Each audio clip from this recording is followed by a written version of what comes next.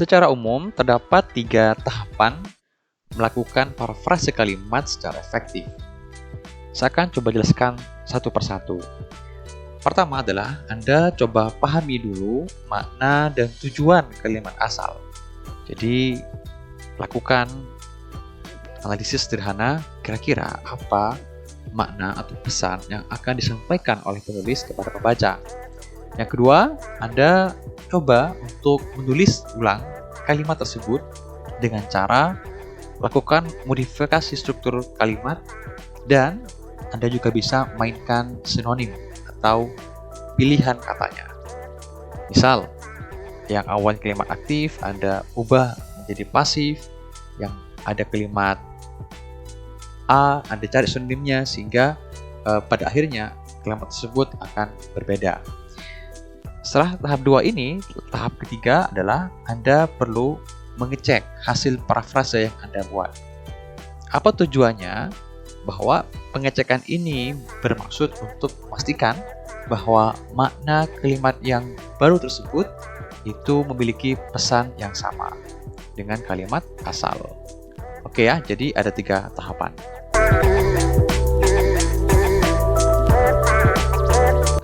Ini ada studi kasus. Saya membaca sebuah artikel yang diterbitkan di Surat Kabar Kompas edisi Sabtu 29 April 2003 tentang kasus COVID-19 pasca mudik lebaran.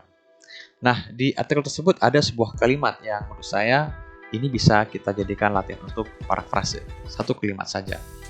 Baik, ini adalah contoh kalimat asal yang saya kutip dari artikel tersebut. Temuan dari University of Tokyo menunjukkan bahwa Arcturus memiliki tingkat penularan 1,17 hingga 1,27 kali lebih besar dibandingkan dengan subvarian Kraken. Artinya, makna kalimat ini sebetulnya adalah ingin menunjukkan bahwa terdapat subvarian virus yang bernama Arcturus dan dia memiliki kemampuan menular yang lebih besar daripada yang subvarian Kraken. Nah, berikut adalah contoh kalimat parafrasenya. Di sini saya bisa bikin 3. Sebetulnya Anda bisa membuat lebih banyak, lebih menarik sesuai dengan kemampuan dan kreativitas kalian semua. Nah, di sini saya memberikan 2 contoh. Yang pertama adalah contoh modifikasi kalimat, struktur kalimat, dan pilihan diksi atau sinonim. Dan yang kedua, saya mencoba untuk menambahkan informasi yang tersirat atau yang apa makna lain, ya, makna yang tersembunyi di kalimat asal. Baik, kita akan coba masuk ke contoh yang pertama, yaitu melakukan modifikasi struktur kalimat.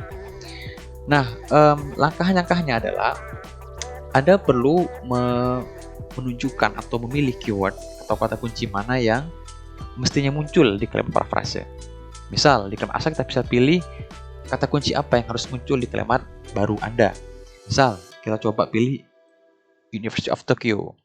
Jadi ini menurut saya adalah keyword penting yang juga harus muncul nanti di kalimat parafrase. Yang kedua ada Arcturus pastinya. Kita sedang membahas Arcturus. Berikutnya apa yang lebih besar? Yang lebih besar adalah tingkat penularannya. Nah, ini bisa Anda tulis di sini sebagai satu kata kunci.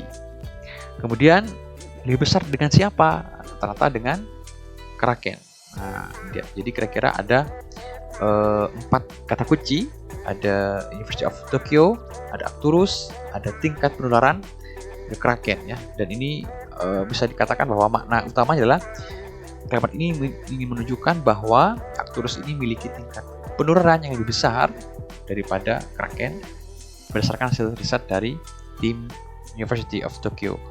Baik, ini versi pertama. Berdasarkan hasil riset dari satu kampus ternama di Jepang. Jadi, University of Tokyo ini saya coba ubah menjadi istilah ini ya. Karena memang Tokyo ini, University of Tokyo merupakan kampus top ya di Jepang. Jadi saya ubah menjadi seperti ini. Ini boleh digunakan seperti itu.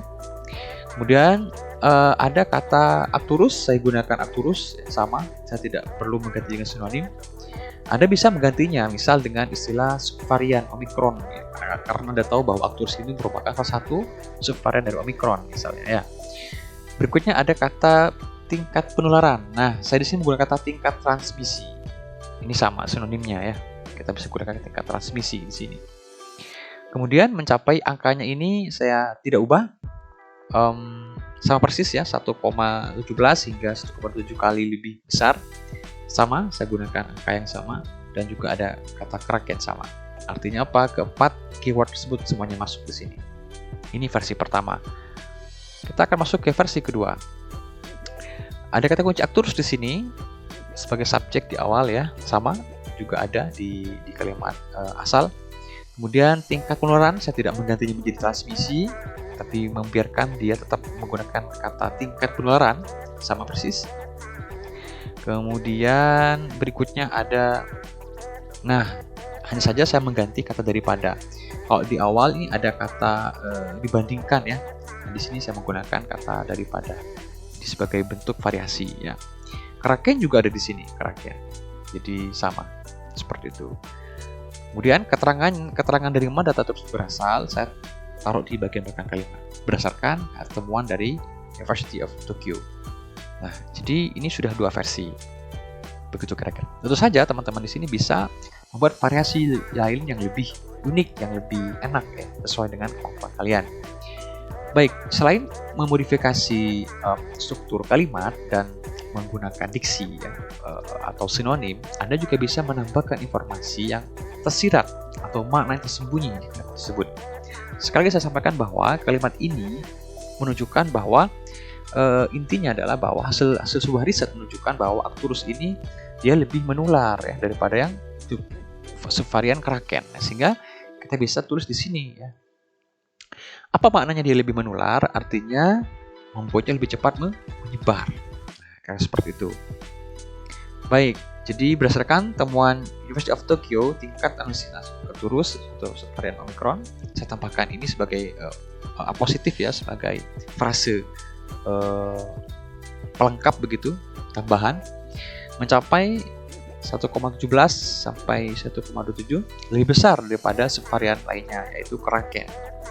Yang artinya dia lebih cepat menyebar. Jadi ini merupakan informasi yang tersirat di sini.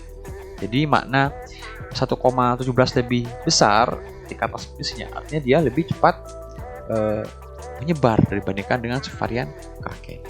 Nah, jadi itu kira-kira contoh informasi tersirat.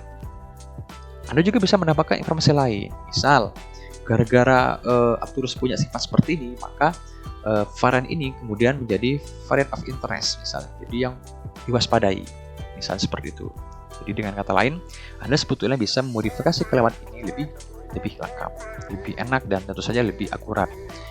Pertama semuanya, kemampuan parafrase ini penting ya. Tapi kita akan mulai dengan yang paling kecil, yaitu dengan memparafrase kalimat tersebut. Baru kemudian Anda bisa parafrase paragrafnya.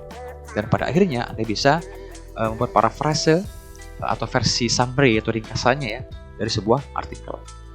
Ingat, kalimat ini merupakan struktur yang paling kecil ya. Jadi ada kalimat, paragraf, dan artikel begitu. Nah, sekarang kita akan belajar dulu mulai memparafrase satu kalimat.